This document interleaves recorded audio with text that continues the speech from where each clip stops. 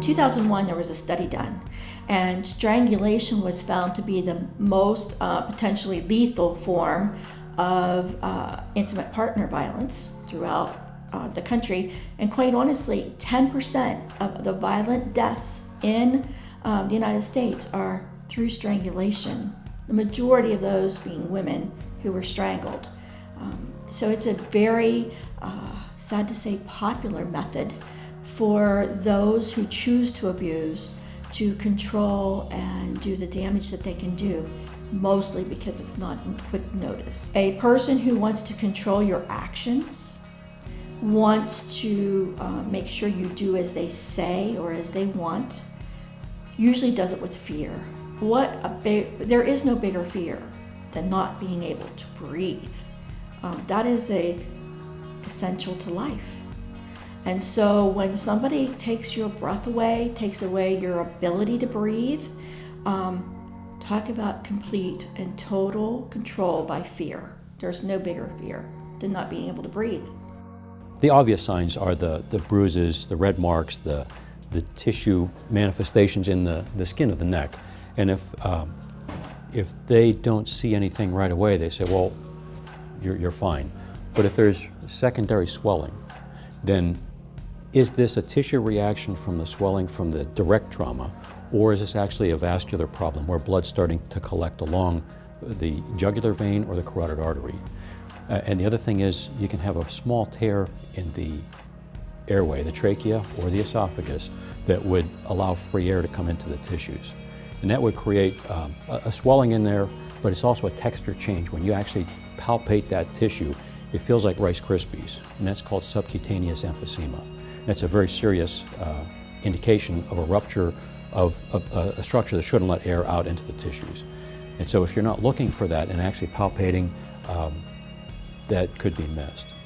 The other thing would be small pinpoints of blood in the skin called petechiae.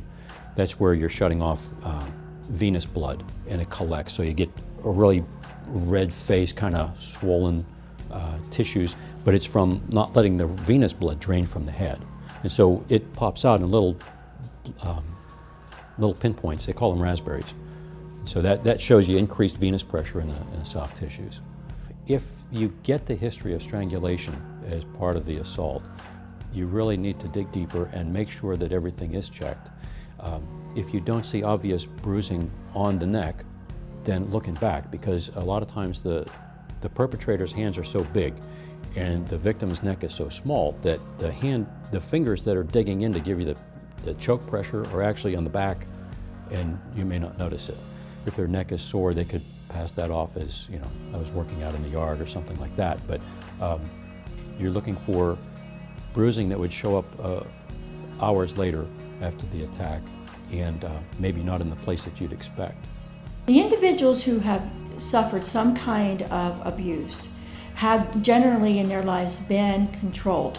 That's one of the most common misconceptions, that people will just come in and spill their guts, so to speak.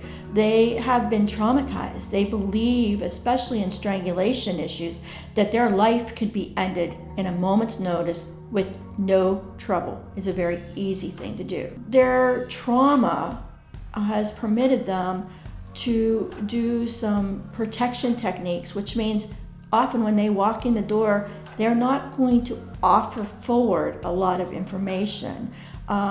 You won't get very often a victim who feels comfortable in relaying all the information. Their mind has been affected by the trauma. And quite honestly, if they're a regular victim of strangulation, it can be affected also by the physiological changes in their brains from the lack of oxygen. So what you have oftentimes is a victim who probably is not going to tell the tale. They're afraid of their victim, they're living in fear, and they are not always convinced that they didn't deserve it.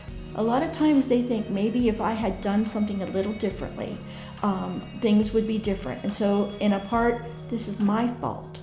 And so therefore, they're definitely not going to tell on their abuser. From a prosecution standpoint, medical personnel, they are the first responders, and they have the ability to make a case or to break a case. And A lot of times we'll run into some medical professionals that don't understand what is needed for the prosecution of a case, and they can do a lot of damage and really make it difficult for us to secure a conviction.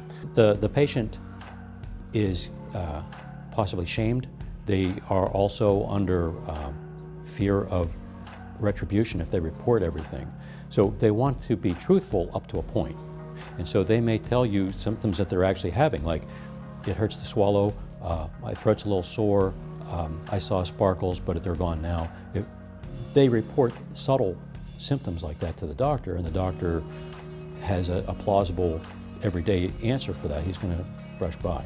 There's always a reluctance for victims to talk about what was done to them, and that reluctance in the majority of cases stems from fear. Fear that law enforcement is not going to be able to protect them, and they're going to have to go back into that home environment where they're at risk. And so they don't want to talk about it because they're not sure, they don't trust us yet. It takes a while to build that trust and that type of relationship where they can open up to us. In fact, the majority of interviews that we do with victims of crime, the first time they tell us the story, it contains about 50% of the facts, 50% of what actually happened to them.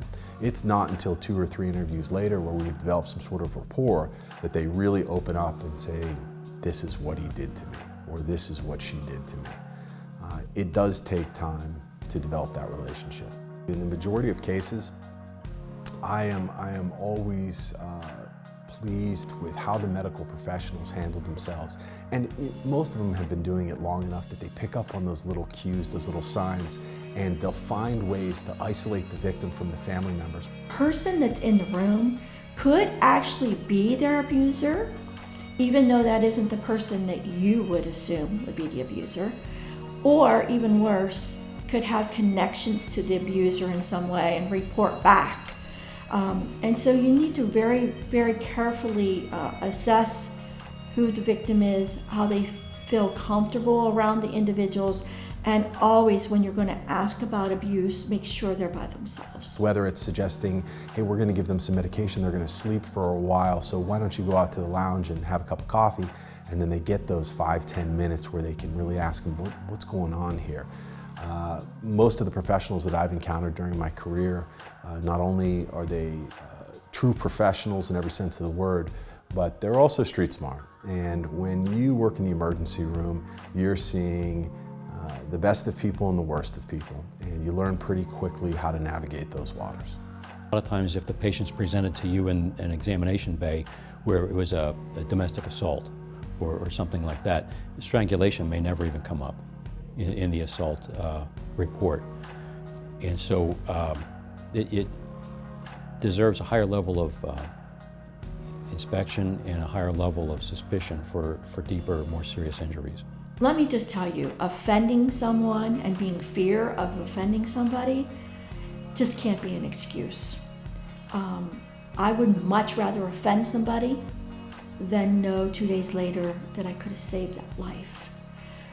Medical professionals have to do the same. A lot of times we have to talk about things or ask questions that aren't particularly fun. But as a medical professional, we all know it's detrimental to the person's health. And we need to include the domestic violence questions just the same as we include all those other bodily functions that we don't want to talk about, because quite honestly, they're saving lives. And we need to start looking at it as another one of your questions that you're asking on a series of to diagnose things, not as getting involved in somebody's personal life.